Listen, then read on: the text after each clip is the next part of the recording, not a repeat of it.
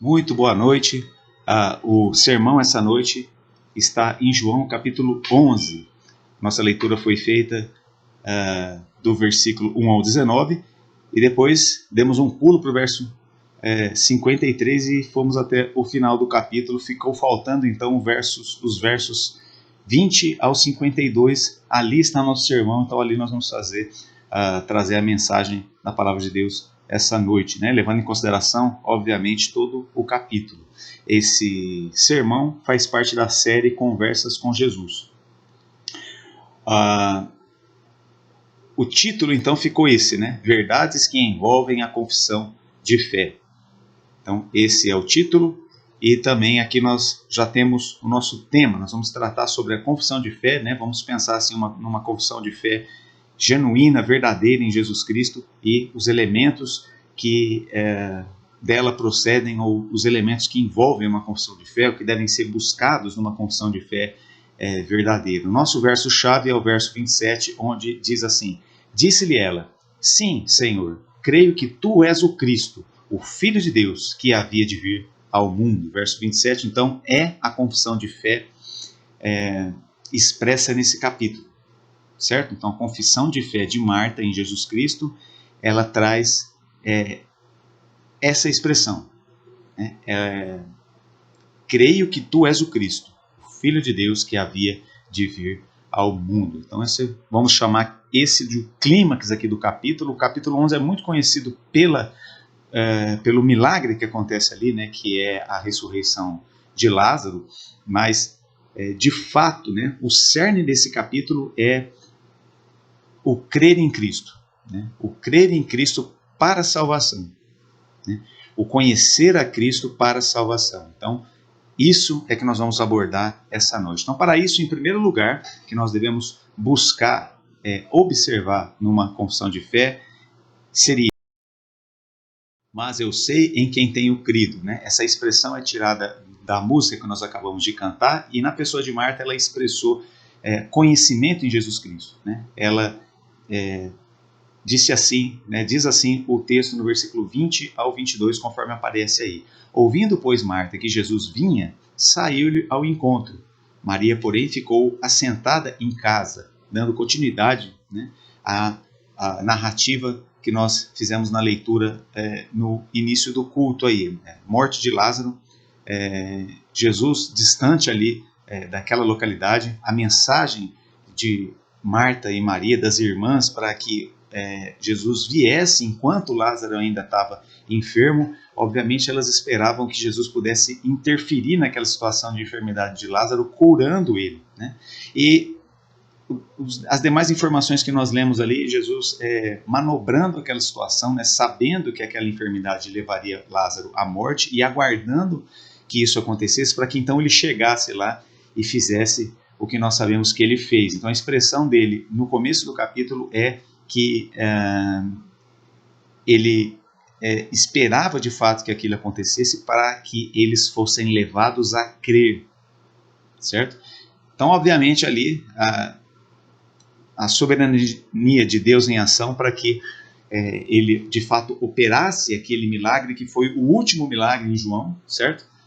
Aqui já é o final da carreira terrena de Jesus e as coisas já se encaminham para a sua prisão, condenação e morte na cruz. Então esse foi o grande ápice do ministério terreno de Jesus, e de fato aqui ficou estabelecido quem Jesus era, e não tinha mais como isso ser disfarçado ou negado, né? Versículo 21, disse pois Marta a Jesus: Senhor, se tu estivesses aqui, meu irmão não teria morrido, mas agora sei que tudo quanto pedirdes a Deus, Deus te concederá. Então esse verso 22 é da onde nós extraímos essa primeira qualidade da confissão de fé. Eu sei em quem tenho crido. Maria sabe que Jesus, ele era a pessoa capaz, né, de interferir na situação do seu irmão, livrando ele da morte, ou seja, da enfermidade que tinha acabado por levar ele à morte, né? Então eu sei que tudo quanto pedirdes a Deus, Deus te concederá. O Senhor não chegou a tempo, mas, independente disso, tudo que o Senhor pedir a Deus, Deus lhe concede. Então, Marta era alguém que sabia de quem se tratava a pessoa em quem ela cria. E essa é a primeira qualidade a ser abordada na nossa fé, ou na nossa confissão de fé. A confissão de fé dispõe de embasamento. Será que Marta disse aquilo somente uma coisa da sua imaginação? Né? Versículos 23 a 24. Disse-lhe Jesus: teu irmão há de ressuscitar. Disse-lhe Marta: eu sei que há de ressuscitar na ressurreição do último dia. Então aqui Marta, de onde que ela tira isso? Será que é uma coisa particular dela? É claro que não. Ela está professando aqui um ensino do Antigo Testamento. Então, todo judeu piedoso, né, que conhecia as Escrituras, né, conhecia a palavra de Deus e nela cria, tinha essa esperança, chamada esperança messiânica na ressurreição. Né? E de onde que vem isso? Precisamente de Daniel, capítulo 12, versículo 1 e 2. Então, naquele tempo se levantará Miguel, o príncipe, ou o grande príncipe, que se levantará a favor dos filhos do teu povo. E haverá um tempo de angústia, qual nunca houve, desde que houve nação até aquele tempo. Mas naquele tempo livrar-se-á o seu povo, todo aquele que for achado escrito no livro da vida. E muitos dos que dormem no pó da terra ressuscitarão. Então aqui a confiança de Marta.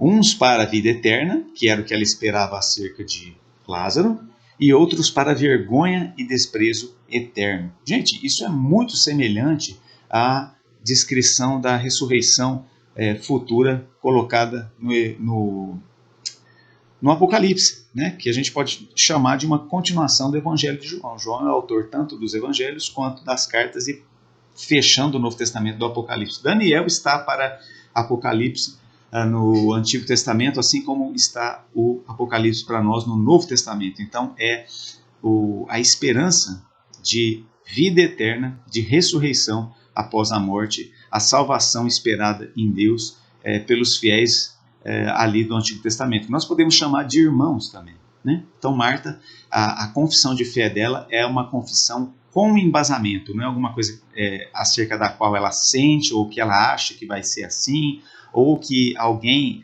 transmitiu para ela. Não, isso aqui é procedente da própria fé em Deus e na sua palavra. Então ela está reportando algo que ela aprendeu do profeta Daniel. Então ela está dizendo para Jesus: eu sei que o Senhor vai ressuscitá-lo na ressurreição do último dia, precisamente o que é informado em Daniel 12, 1 e 2. Então a segunda pergunta para nós seria: a nossa confissão de fé, ela dispõe de embasamento? Nós falamos que nós cremos em Cristo, mas nós de fato o conhecemos e sabemos o que ele fez, o que ele faz e o que ele fará? Terceiro lugar, então, a confissão de fé requerida por Deus é clara, objetiva e pessoal. Versículos 25 ao 27, vamos observar isso. Disse-lhe Jesus: eu sou a ressurreição e a vida. Quem crê em mim, ainda que esteja morto, viverá. E todo aquele que vive e crê em mim, nunca morrerá. Crês tu isto? Disse-lhe ela: sim, Senhor, creio que tu és o Cristo, o Filho de Deus, que havia de vir ao mundo. Então nós podemos observar nas palavras de Jesus aí que ele está descrevendo a confissão de fé, e nós devemos chamar aqui a confissão de fé cristã, né? Então todo cristão genuíno, ele crê nisso, né? Que Cristo é a ressurreição está em Cristo, ele é a própria vida, né? Ou Deus dando vida ao seu povo através do Filho que morreu por nossos pecados. A pessoalidade da confissão, versículo 25 ainda: quem crê em mim, ainda que esteja morto, viverá. Então esse morto aqui, nós cristãos já, né, discipulados, sabemos que é o estado de morte eterna, né, que a todos é transmitido. Então aquela doutrina da queda ou da depravação total, né, o pecador sem Cristo em estado de morte, né, sem poder fazer nada em relação a isso. Ele viverá através do crer em Jesus. Verso 26. E todo aquele que vive e crê em mim nunca morrerá. Ou seja, aqui a doutrina da certeza de salvação ou a perseverança dos santos, né, de que a salvação ela é definitiva. E a pergunta de Jesus, você crê nisso? É assim que você crê em mim? Então, a gente pode perceber que até um passo adiante aqui do ponto 1, né, e do 2. Uma confissão de fé que Deus requer, ele está perguntando, né, de forma ativa para Marta, né, ela é objetiva e ela é para Marta, né? Não é algo assim coletivo, né? É a pessoa, né, que deve, de forma bem interior, responder a essa pergunta. E Marta respondeu, né? Disse-lhe ela, sim, Senhor, creio que tu és o Cristo, o Filho de Deus, que havia de vir ao mundo. Nós podemos dizer assim que Marta, será que para ela, né? Ela está vivendo antes da cruz. Então ela não tem ainda toda aquela revelação que nós cristãos, né, cristãos da igreja, dispomos. Mas ela foi no cerne da questão aqui, né? Ela foi, como que a gente pode dizer assim? Eu creio que o Senhor é o Cristo, né? E o Cristo é o Filho de Deus. Isso aqui é importante, né? Porque o que se pensava acerca do Cristo ali nos dias do Evangelho, né? Nos dias da vida terrena, ministério terreno de Jesus. Então, as impressões acerca de quem era o Cristo, né? O que ele era, o que ele faria, eram assim, não tinha a clareza que nós cristãos temos acerca do Cristo como sendo o Filho de Deus. E Marta já faz essa confissão aqui, não, o Senhor é o Filho de Deus. Isso aqui é algo grandioso, tá?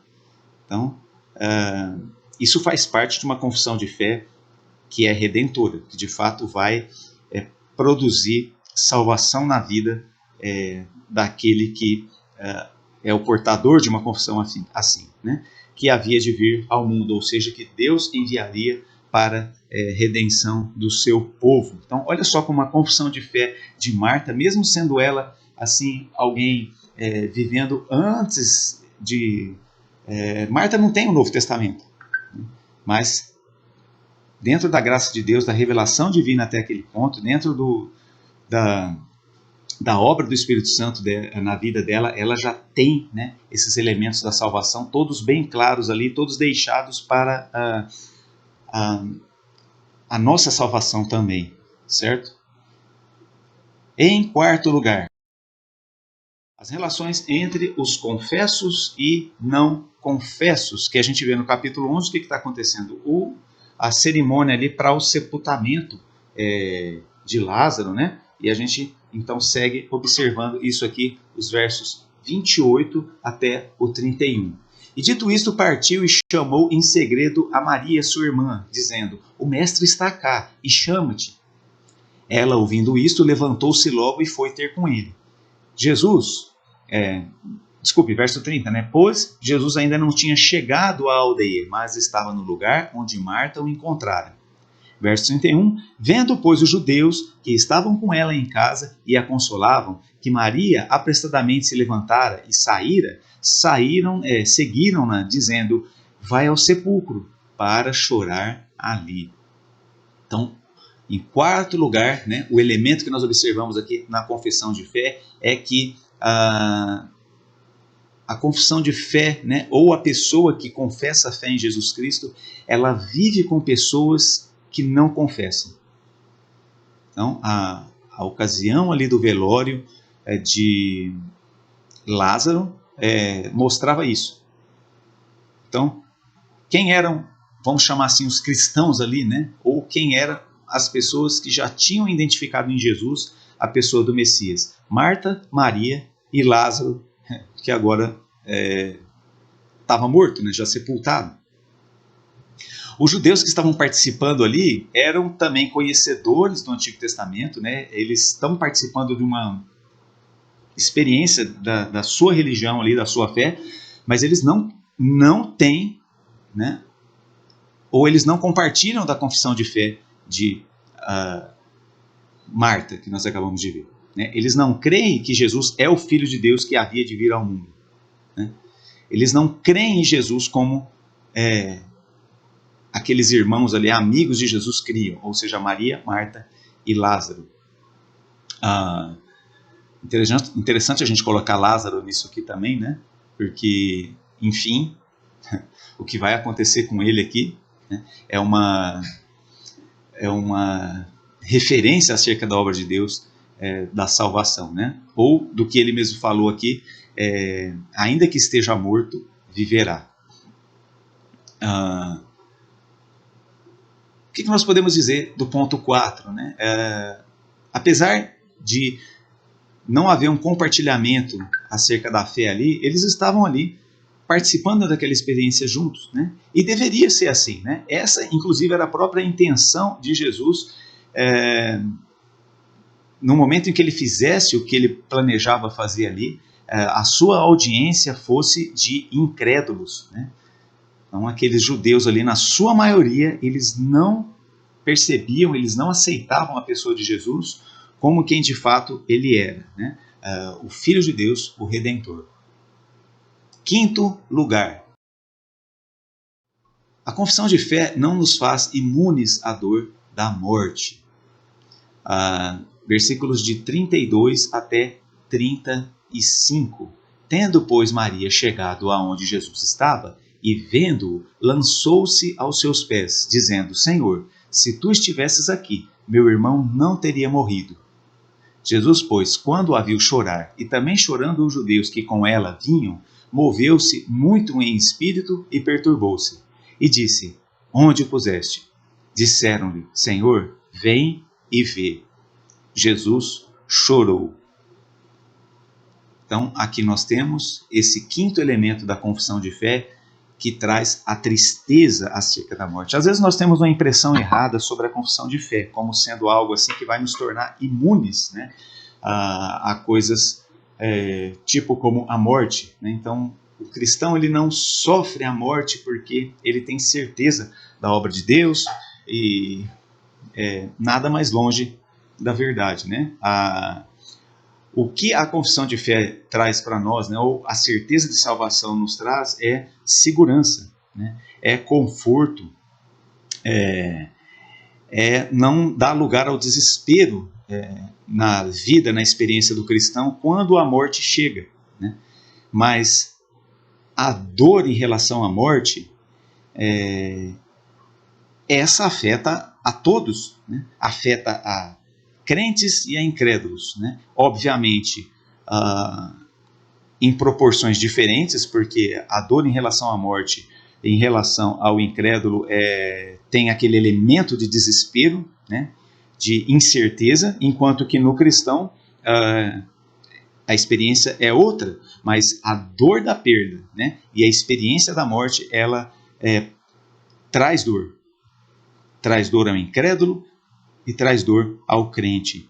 E aqui trouxe dor até a própria pessoa de Deus, né? Então não há outro lugar onde seja descrito que Deus chorou.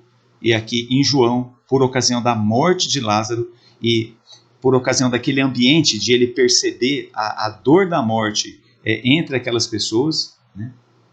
Então nós temos esse ponto nervoso nas escrituras aqui, mostrando qual é o sentimento de Deus em relação à morte. Ele chorou, certo? Então Jesus, aqui, o Filho, o Deus Filho, chorando por causa da morte. Deus não criou o homem para a morte, né? A morte é oriunda da queda e da rejeição do homem a Deus e da obra do maligno, né? Então, por isso Jesus chorou de ver aquelas pessoas naquela situação. E também nós podemos dizer, em razão da entrada da morte na sua criação, algo que não era do plano, né, de Deus, mas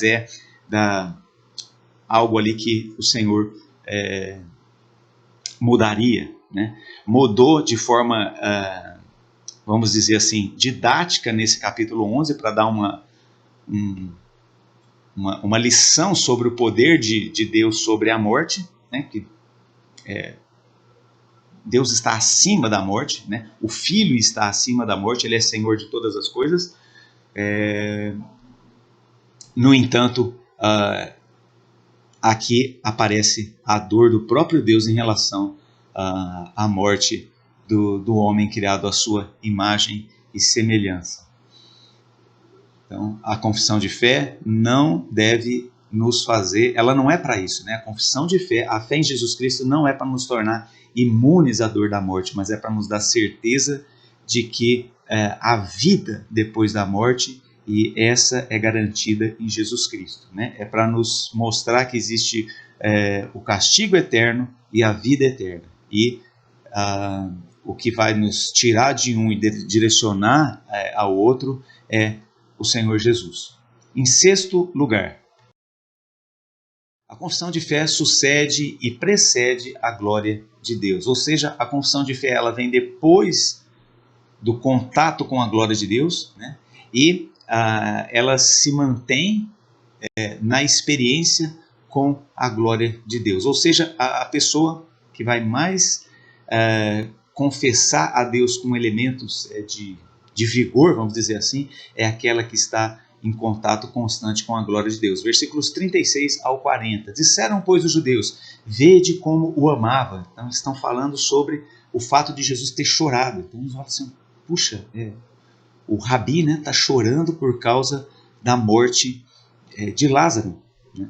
Então, de fato, ele era alguém que amava Lázaro. Verso 27. E alguns deles disseram, não podia ele que abriu os olhos ao cego fazer também com que este não morresse? Então é uma referência àquele cego de nascença que havia sido curado e que acabou ocasionando tanto problema em meio aos judeus, né?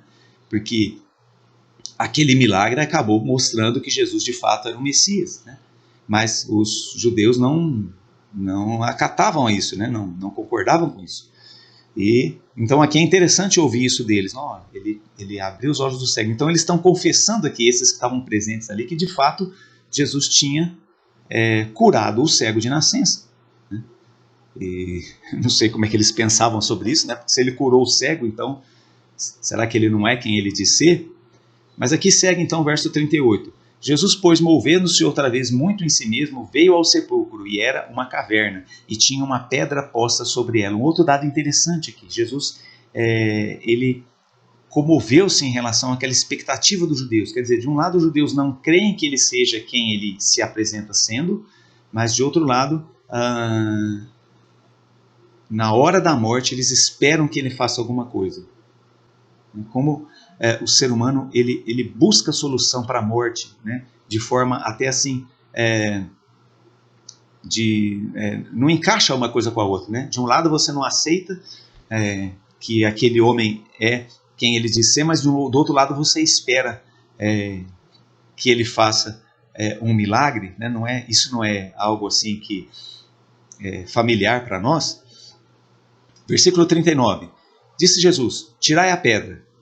Marta, irmã do defunto, disse-lhe, Senhor, já cheira mal, porque é já de 4 dias. Então, voltemos àquela fala de Jesus no começo do capítulo, onde ele diz que, de fato, ele esperava, né, que não só que Lázaro morresse, mas que se transcorresse algum tempo para que eles pudessem assistir uma coisa inédita dentro do ministério terreno de Jesus, algo realmente fechando, né, o ministério terreno de Jesus ou os seus milagres, né?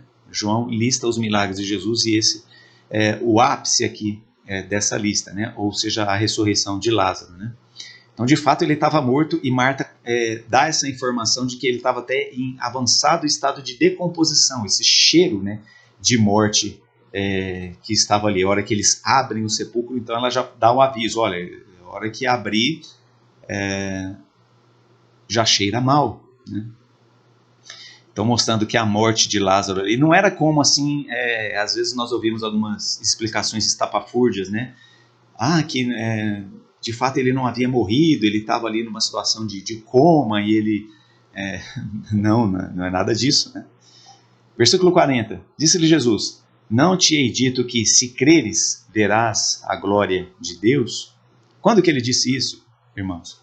Lá no versículo 4, lá em cima, quando os judeus estão relutando, os judeus, assim, os discípulos de Jesus, eles estão relutantes em voltar para Jerusalém, porque afinal de contas no capítulo 10 terminou com um atrito muito sério entre Jesus e a liderança religiosa judaica. Então a pergunta lá deles é, nós vamos voltar para próximo a Jerusalém, que Betânia era uma aldeia vizinha de Jerusalém, né? Nós vamos voltar lá pertinho de onde estão querendo a nossa cabeça, ou querendo a morte do Senhor, nós vamos voltar para lá, né?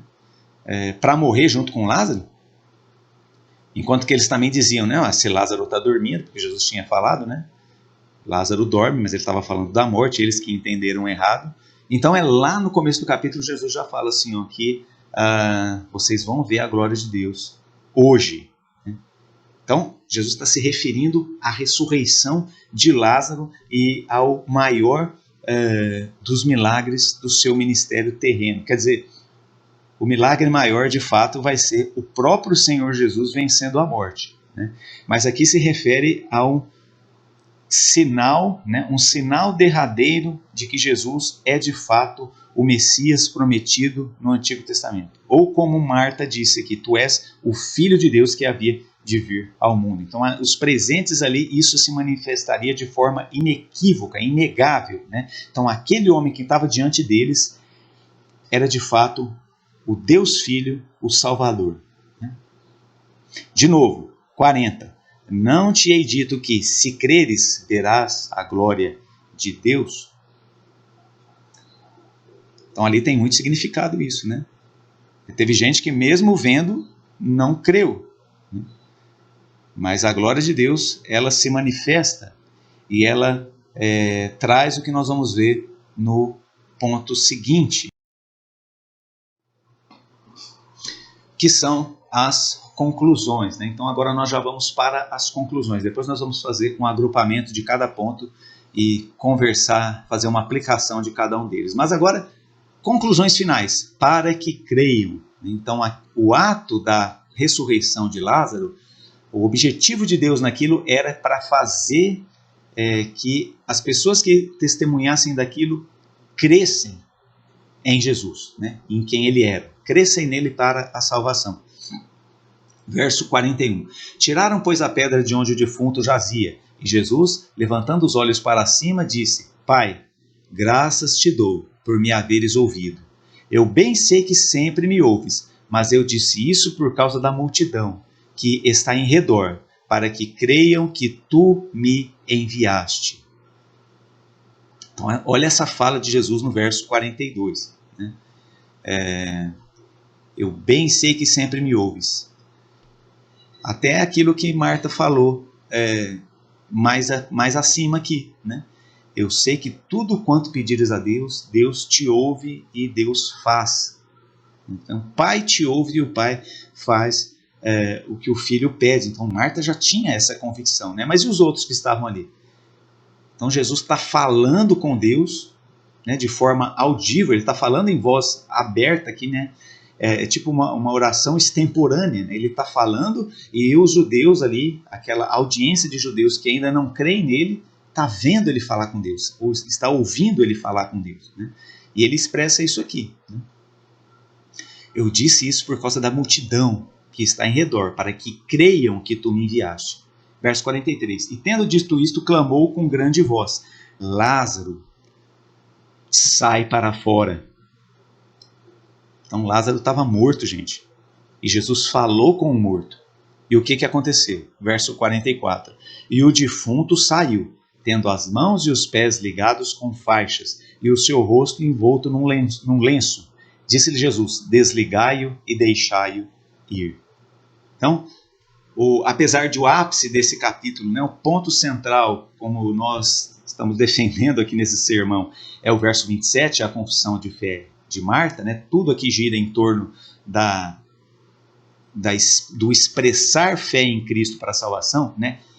Dizer quem Cristo é, né? Saber quem Cristo é e crer nele,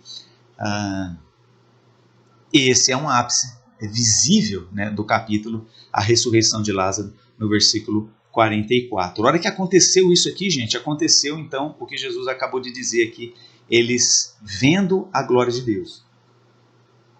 Porque quem é mais forte do que a morte, senão o Altíssimo Deus. Na hora que eles assistem Jesus fazendo essa obra aqui, tornava-se inegável de que Jesus vinha de Deus e é Deus, né? Como de fato aconteceu. Cabe também talvez a gente fazer alguma observação aqui acerca da diferença entre a ressurreição de Lázaro e a ressurreição de Cristo. Lázaro, nós sabemos que a ressurreição dele foi uma ressurreição que nós podemos chamar de física, né? Ele voltou da morte, mas em algum momento posterior ele morreu, né? A gente não tem informações sobre o que ele viu, né, nesses 4 dias que ele ficou morto. Também isso não é determinante aqui, né? Mas o fato é que ele estava morto, né? E ele ressuscitou, viveu por mais um tempo e morreu novamente, certo?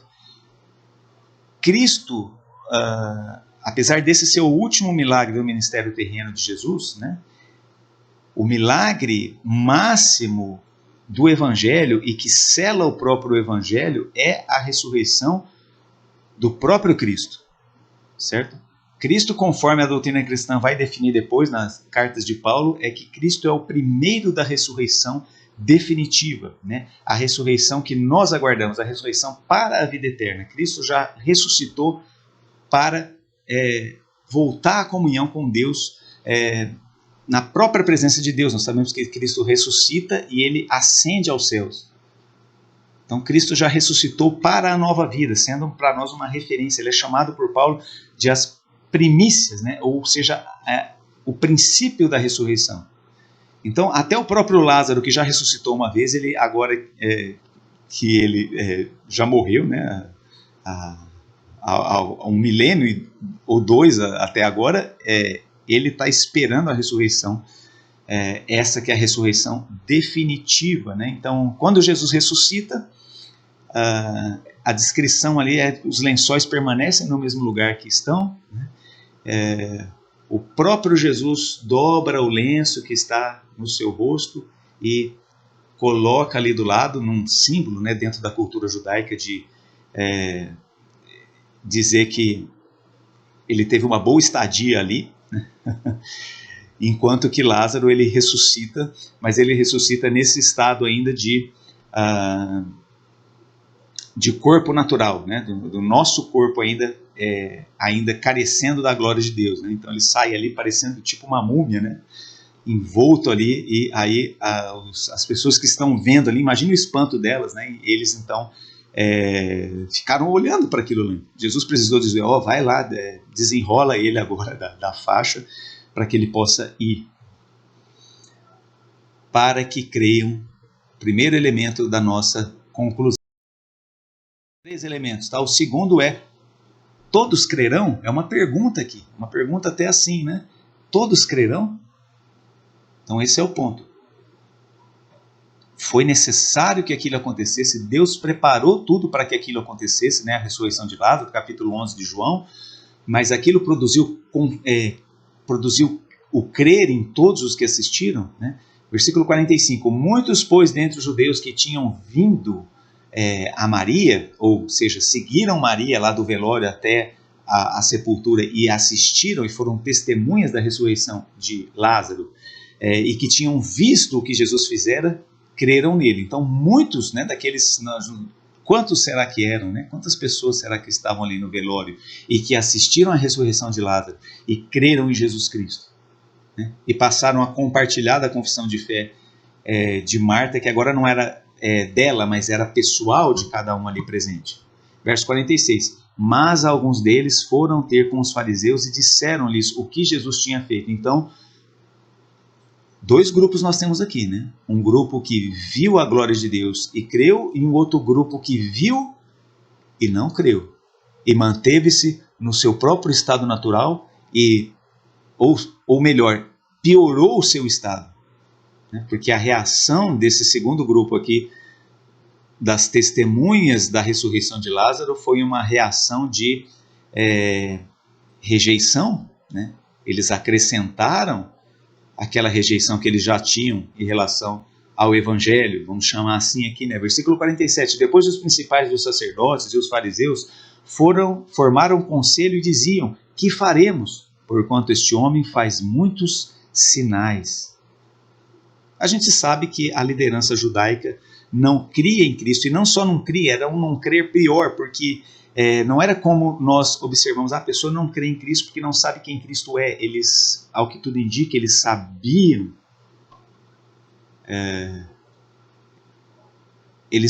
quem Jesus era. Então eles estão rejeitando aqueles que eles não têm como negar que Jesus é o Messias, mas eles não querem dar lugar a ele, não querem ceder o seu lugar a ele. Então olha que coisa absurda, né? O ponto que chega a rejeição humana a Deus, né? E a própria afronta do pecador a Deus. Verso 48, e aí chega o ponto aqui. Se o deixarmos assim como, ou seja, a liderança religiosa judaica aqui está dizendo o seguinte, se a gente deixar que Jesus continue o seu ministério terreno, ou seja, continue fazendo esses sinais, olha o sinal que ele acabou de fazer, ele acabou de ressuscitar um morto, né? Um morto de 4 dias, não tem como dizer, a gente dizia aqui que Lázaro não estava morto, que foi uma farsa aquilo, não tem como negar aquilo. Então, de fato, ali, diante daquela manifestação da glória de Deus, era crer ou não crer, né? E na expectativa aqui deturpada dos fariseus, né, e da liderança judaica aqui, era o seguinte, todos crerão nele. Como assim todos crerão? Ali tem um grande grupo dos que acabaram de ver e não creram. Mas de fato, o temor deles é que o número de seguidores de Jesus começasse a aumentar e eles perdessem, né, o seu lugar de liderança no meio do povo judeu. E virão os romanos e tirarão o nosso lugar e a nação. O temor deles aqui, se a gente for colocar em perspectiva, era o temor, né, de uma perda de controle, de uma agitação social, enfim. Mas nada disso justifica a incredulidade deles, né? Eles são incrédulos, eles estão levando tudo em conta somente do material, né? Eles não levam em conta que é a obra de Deus e que Deus é Senhor de tudo, né? É o Rei dos Reis, Senhor dos Senhores, e eles negam crer em Cristo para a salvação, ou crer no próprio Deus para a salvação. Aliás, eles nem creem na salvação mais, né? Eles, apesar de serem líderes religiosos, eles não têm fé, né? Isso é uma coisa realmente que surpreende, que choca. Todos crerão? Né? Então, não serão todos que vão crer, mesmo diante do testemunho mais forte do Evangelho. Mas aqueles que devem crer, crerão, e é o terceiro elemento da nossa conclusão final. Confessando a glória de Deus. Verso 49 ao 52 para finalizar. E Caifás, um deles, que era sumo sacerdote naquele ano, lhes disse, vós nada sabeis, nem considerais que nos convém que um homem morra pelo povo e que não pereça toda a nação. Meu Deus, que fala é essa? Então Caifás, ele era o cabeça da liderança religiosa judaica ali, que não cria em Deus. Uma coisa assim, né? Assustadora. Mas é ele quem está falando essas palavras, Jesus. Gente, ele é que está falando essas palavras aqui. Isso aqui, o que é isso, gente? É uma confissão de fé? Não, o texto vai dizer que isso é uma profecia, né? Profecias são oriundas de Deus e às vezes saem da boca de incrédulos, né? Então, ele está falando isso aqui, mas ele sequer está entendendo o que ele está falando, né? Ou seja, ele está falando do seu ponto de vista, né? Nos convém que um homem morra pelo povo. Então, na incredulidade de Caifás, então é melhor colocar fim na vida de Jesus para que a gente pacifique o povo, para que as coisas voltem ao normal e a gente continue aqui como nós sempre estivemos e levando essa religião morta, né? Não é que os judeus não tinham fé em Deus, mas o judaísmo tomado por esses homens constituía uma fé morta naqueles dias, né?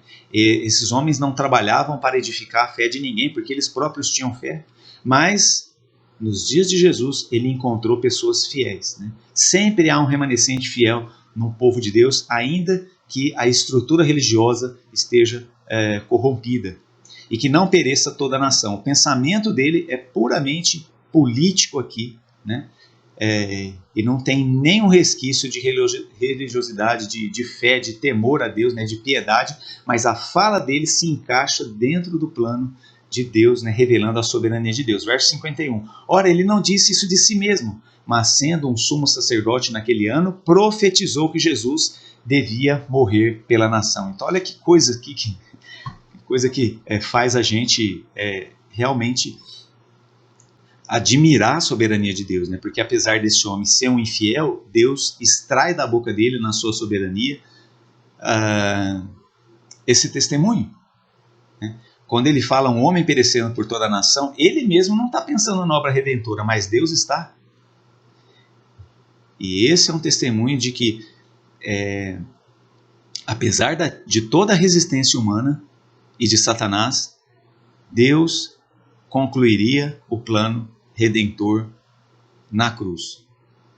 Profetizou que Jesus deveria morrer pela nação. Quer dizer, ele não pensava em Jesus morrendo pela nação como a expiação dos eleitos. Nada disso. Ele queria matar Jesus para pôr fim à nascente fé cristã ali, né? E fazendo isso, ele acabou indo justamente dentro do plano de Deus, mesmo sem querer. Versículo 52. E não somente pela nação. Olha que fantástico esse verso. Não somente pela nação. Caifás profetizou sem querer, né, a morte de Jesus. Não somente pela nação. Ou seja, não somente pelo povo de Israel, né, pelo remanescente fiel que ali havia, né, ou seja, os judeus crentes em Jesus Cristo, mas também para reunir em um corpo os filhos de Deus que andavam dispersos. Então aqui João, como ele sempre gosta de fazer, ele olha para os efeitos da morte de Cristo ali, ou como ele próprio falou, né, Jesus chamando as suas ovelhas, como aparece no próprio Evangelho de João, e como Jesus sendo pastor de outras ovelhas que ainda não fazem parte daquele grupo inicial, mas que ainda vão chegar. Ou seja, o Senhor é o pastor, ele conhece as suas ovelhas, e aqui não é só um momento temporal ali do presente deles, mas é um momento nosso hoje, né? Ou seja, todos aqueles que iriam crer em Cristo graças ao testemunho do Evangelho, da Palavra de Deus, ou daquilo que nós estamos olhando essa noite aqui. Reunir em um corpo os filhos de Deus que andavam dispersos, né?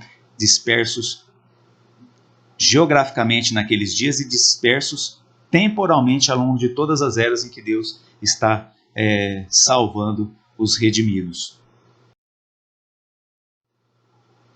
Finalmente, sim, Senhor, creio que Tu és o Cristo, o Filho de Deus que havia de vir ao mundo. Então, os elementos que devem ser buscados na nossa confissão de fé. Nós sabemos em que nós temos crido? Nós conhecemos de fato, né? Como é a nossa confissão de fé? 2. A confissão de fé dispõe de embasamento, né? Como é a nossa confissão de fé? Nós cremos em Jesus, nós cremos em Deus, mas o que nós sabemos acerca dele? O que nos levou a crer? Então, o testemunho das Escrituras precisa estar na base, o Evangelho é a palavra de Deus e não qualquer outra coisa que produz fé redentora. Não é uma experiência, não é um testemunho pessoal que vai transmitir salvação. Essas coisas podem contribuir para levar a Deus, mas elas nunca vão operar redenção, né? Eu sei em quem tenho crido, e a confissão de fé tem que ser embasada na palavra de Deus. Terceiro, a confissão requerida por Deus é clara, objetiva e pessoal, né? Nós não podemos confessar a Deus pelos nossos entes queridos, né?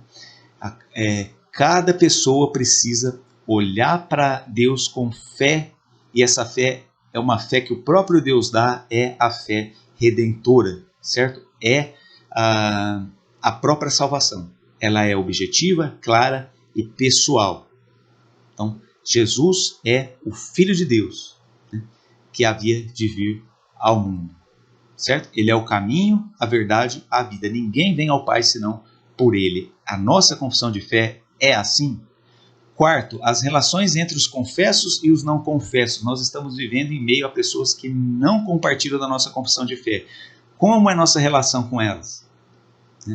Ali nós vemos que a atitude de Maria e Marta levou aquelas pessoas a terem contato com a glória de Deus. O nosso viver é assim também? O nosso viver leva pessoas não confessas ao nosso redor a terem algum contato com a glória de Deus? 5. A confissão não nos faz imunes à dor da morte. Então, não nos enganemos, né? Fé em Deus, né? Fé redentora não é algo que vai trazer indiferença em relação à morte, né? Pelo contrário, é algo que vai nos fazer mais conscientes em relação à morte. A morte é algo de qual não se escapa e é algo que sela o nosso destino eterno.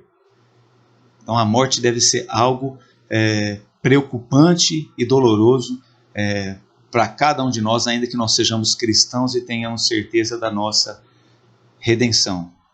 Sexto e última confissão, sucede e precede a glória de Deus. Então, nós já temos a nossa confissão de fé expressa. O que nos levou a confessar Cristo como nosso Salvador é a própria glória de Deus, que em algum momento, em todas as experiências, né, cristãs que nós vivemos, né, os testemunhos redentores que nós absorvemos ao longo da vida, que nos levaram à fé em Cristo, era a glória de Deus ali manifesta a nós. E a nossa confissão de fé ela deve ser sustentada pela presença da glória de Deus de forma contínua, né? A cada dia, numa ocasião como essa, em que nós estamos reunidos para reverentemente ouvir a palavra de Deus e adorá-lo, né? Aqui nós temos a expressão da glória de Deus na sua palavra, dando mais consistência ainda à nossa confissão de fé. Então que Deus abençoe a sua palavra. Oremos. Pai Santo Eterno Deus, muito obrigado por mais essa oportunidade de nos colocarmos diante do Senhor nesse texto e